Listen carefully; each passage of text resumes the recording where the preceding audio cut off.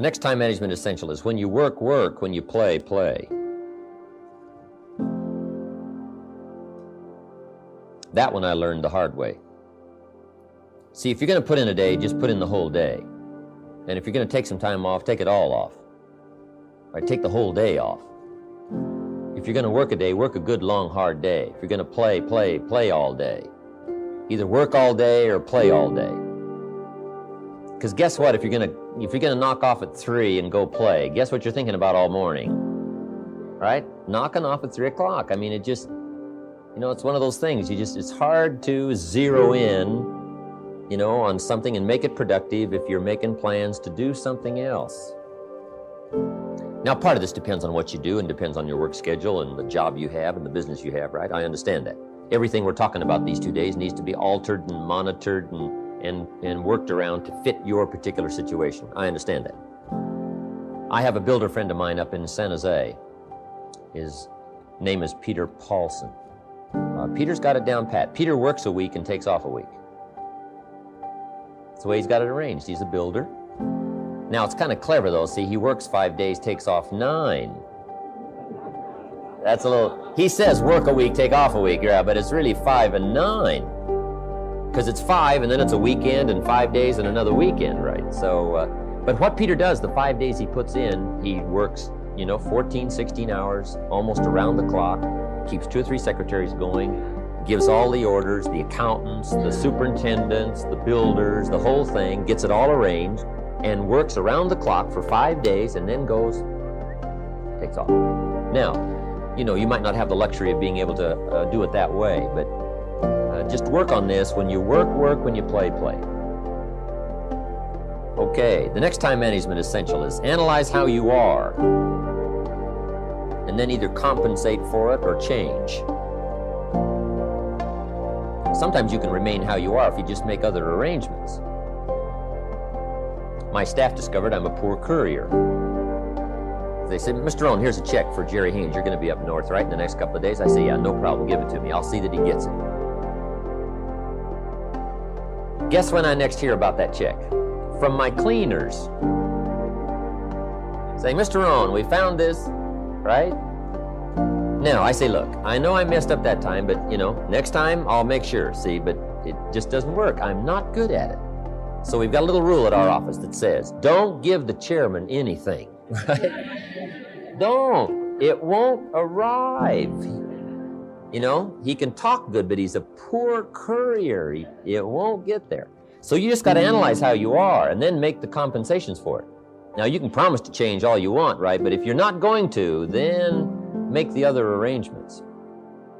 I finally got somebody to help take care of reading financial statements and taking care of a lot of corporate business and matters that I promised I would do myself, but I just never did get it done. And it used to be terribly costly to me for IRS and taxes. Unbelievable. But I finally got somebody to take care of that. So if you're not going to change, if you're not going to do it, even though you promise yourself year after year, just then make arrangements to see that it gets done. So analyze how you are. If you're good at bookkeeping, then keep your books. If you're not, just don't keep promising. Just drop off all that mess, twice a week or once a month in somebody's lap and say, here, figure this out and I'll pay you to do it. Sometimes for $100 a month or something, $50 a month, somebody will just, calculate a lot of stuff for you. Just save yourself all the grief of promising and never doing it. So analyze how you are. That's very important. Trust who you really are. Trust your ability to earn the respect of others. Pay whatever price the truth costs. Pay that bill immediately, because in the long run, it's a real bargain. When you're in a leadership position, whether it's in a business or as the head of a family, honesty and integrity are not as important as money or shelter or a telephone. Honesty and integrity are infinitely more important than any of those things. They're about as important as having air and food and water. For a leader, honesty and integrity are absolutely essential to survive. A lot of business people don't realize how closely they're being watched by their subordinates. Remember when you were a kid in grammar school? How you used to sit there staring at your teacher all day? By the end of the school year, I'll bet you could have done a perfect imitation of all your teacher's mannerisms. I'll bet you were aware of the slightest nuances in your teacher's voice, all the little clues that distinguished levels of meaning, that told you the difference between bluff and now I mean business. You were able to do that after 8 or 9 months of observation. Suppose you had 5 or 10 years. Do you think there would have been anything about your teacher you didn't know? As a manager, there probably isn't anything your people don't know about you right this minute. If you haven't been totally above board and honest with them, it's certain you haven't gotten away with it. But if you've been led to believe that you've gotten away with it, it's most likely because people are afraid of you. That's a problem in its own right. But there's another side of the coin too. In any organization, people want to believe in their leaders. If you give them reason to trust you, they're not going to go looking for reasons to think otherwise. And they'll be just as perceptive about your positive qualities as they are about the negative ones. I heard a story of a situation that happened some time ago at a company in the Midwest. The wife of a new employee experienced complications in the delivery of a baby. There was a medical bill of more than $10,000, and the health insurance didn't want to cover it. The employee hadn't been on the payroll long enough. The pregnancy was a pre-existing condition, one thing or another. In any case, the employee was desperate. He approached the company CEO and asked him to talk to the insurance people. The CEO agreed, and the next thing the employee knew, the bill was gone. The charges were rescinded. But when he mentioned to some colleagues the way the CEO had so readily used his influence with the insurance company, they just shook their heads and smiled. The CEO had paid the bill out of his own pocket, and everybody knew it. No matter how quietly it had been done, an act of dishonesty can't be hidden, and it will instantly undermine the authority of a leader. But an act of integrity is just as obvious to all concerned. You may have more whims or pipe dreams than real goals, and now is the time to make that discovery. Keep working on your list until you have 16 clearly envisioned, strongly motivating, long-term goals. When the why gets big, powerful, strong, how seems to be so much easier. Without a strong enough why, the how seems to be too difficult almost to accomplish. Say, how do you manage your time? Hey, if you had strong and powerful enough goals, you'd figure out how to manage your time. You'd get a book on the subject. You'd do something to manage your time if it was worth it. If it's not worth it, why would you bother studying the art of managing your time if it really doesn't matter? But if it really mattered in the accomplishment of your goals and why you wish to accomplish them, see, you can do anything. You can get up any hour, read any book, take any class, make any change, develop any skill, do any discipline. You can do it all when this how and the why, or when the why starts to grow. The how gets simple.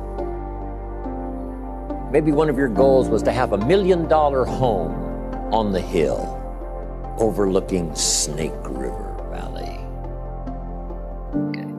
That'd be a good goal. $1 million home. Here's the next question. What for? What for? A house is a house is a house with bricks and wood and walls and roof. The key, yes, $1 million home, that'd be wonderful, but what for? So now jot this down. Purpose is stronger than object. The object would be the house, and that'll pull. That's a worthy goal to go for, the object of the house. But here's a stronger goal, the purpose for the $1 million home. So if you got that line, it's one of my best for the whole day. Purpose is stronger than object. It's okay to have plenty of objects to go for on your goal list. But always keep asking yourself the question, and sometimes it's good to just write it out. Here's why I want this money. Here's why I want this place. Here's why. And you start developing those reasons. And I'm telling you now, this starts to become incredibly powerful.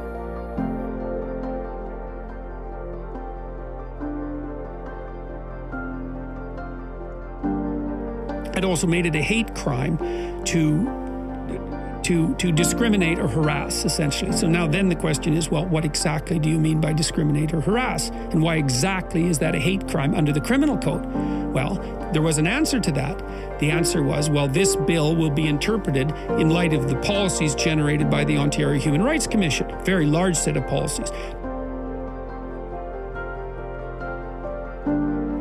I'm 72, but I don't look it. I don't have a 72-year-old energy. And there's a difference between that physiological age and that spiritual age. And I think when you're in alignment and doing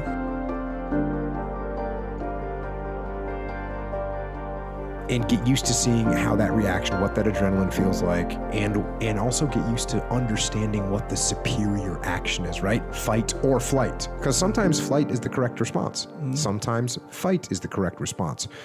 But what you want to do is you want to be able to assess and dictate which response you're going to give and not just do whatever your instinct tells you, because sometimes your instinct might be wrong.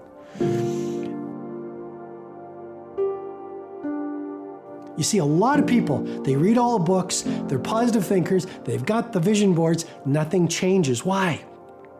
Because subconsciously, there's this wounding and a lack of deservability, and it's unconscious. And so they haven't done the work, or you may have not done the work to make the